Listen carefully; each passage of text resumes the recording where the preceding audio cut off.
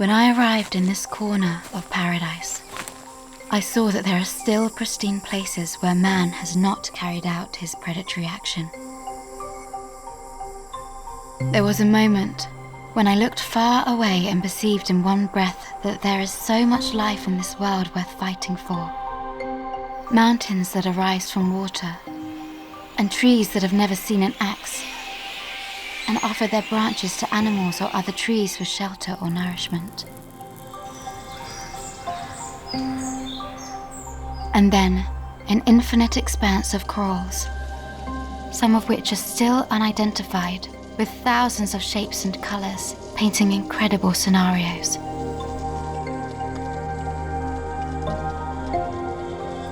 Observing the integrity of these places, I understood that the world does not belong to us, that we are just passing through, and that we have a responsibility to change our perspective in order to give an opportunity to the future of the planet, before it is too late.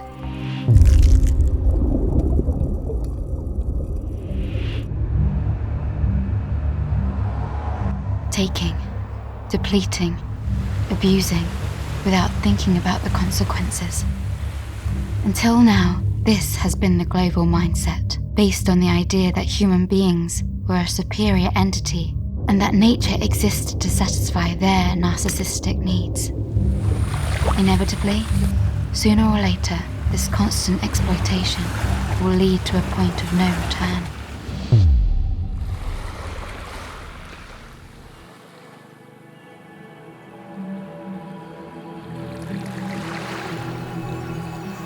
But what if, instead of just taking, we started listening, observing, seeing? By abandoning the condition of being a dominating human, we will be able to understand that we are just one of the many links in a long chain that connects everything. And perhaps we will realize that the key lies in the authenticity and uniqueness of the individual and each element, and in the small daily actions that bring us back to the essence of life.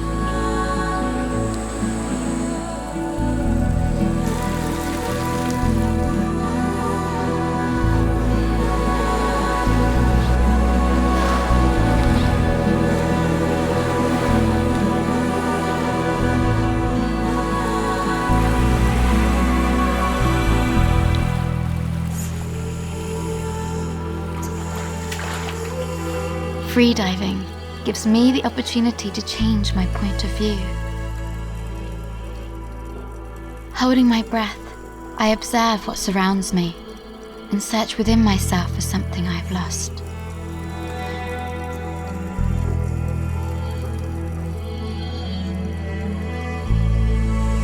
In doing so, I allow the oceans to completely envelop me and transport me to an extraordinary world where everything is interconnected by an invisible but powerful web, woven by the relationships that each individual element generates, of which I am also a part.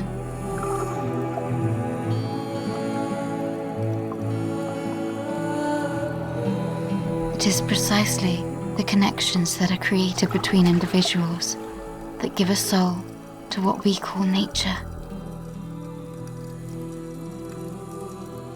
It would not be nature if this clownfish had not found its home among the tentacles of this anemone.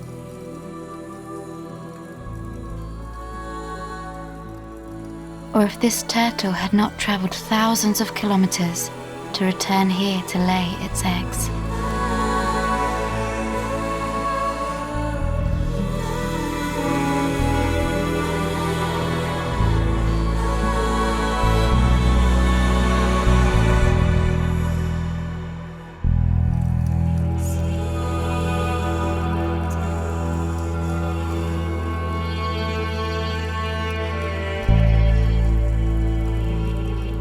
In the absence of relationships, there would be no nature, and this world would end. But before it's too late, humans should abandon their dominating attitude, not disrupting the natural cycle of life, and above all, defending the most fragile ecosystems.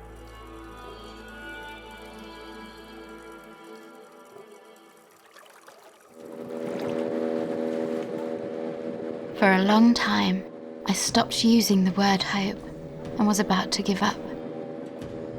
Then things changed when I saw that there are small communities of people who live in relation to these forests, this land and this water. They feel part of nature itself because their destinies are linked.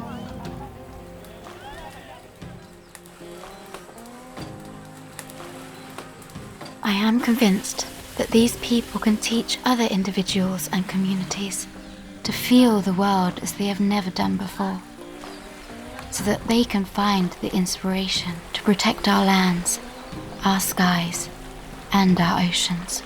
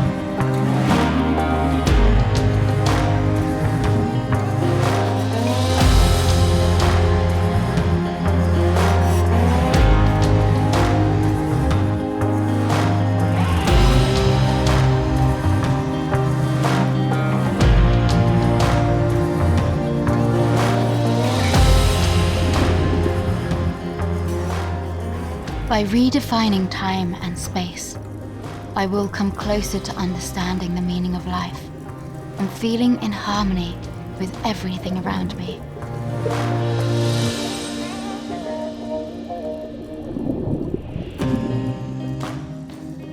I hope that one day everyone will understand the importance of cultivating and taking care of relationships like precious corals, in order to see the beauty of life shine and feel the energy of nature flowing through everything, so we can approach it again, calling ourselves by the name of nature too.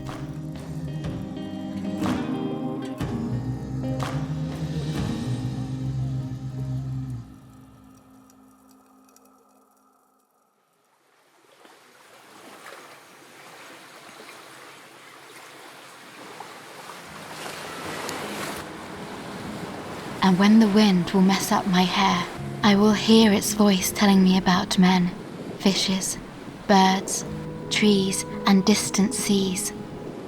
I will feel all of this coming straight to my heart, and I will understand that I too am nature.